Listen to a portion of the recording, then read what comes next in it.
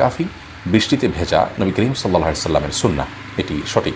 নবী করিম সাল্লাল্লাহু আলাইহি সাল্লাম সাহাবীদের সহ একবার বৃষ্টিতে ভেজেছেন এবং তিনি খালি গা হয়ে বৃষ্টির পানি শরীরে লাগিয়েছেন।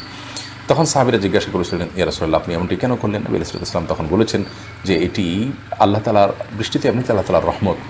সাধারণ অবস্থায় ঝড় হলে বা জলোচ্ছ্বাসের পর্যায়ে গেলে সেটি আল্লাহর পক্ষ থেকে ফিতনা হতে পারে, পরীক্ষা হতে পারে, আযাব হতে পারে, অন্য আবার সেটা কোনো দিক থেকে অনুগ্রহ হতে পারে।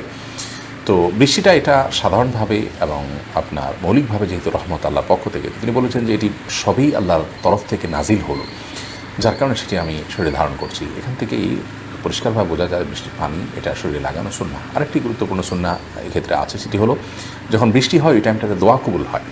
তো বৃষ্টির পানি গায়ে লাগানোর পাশাপাশি এই টাইমে দোয়া করা, এটি সুন্নাহ।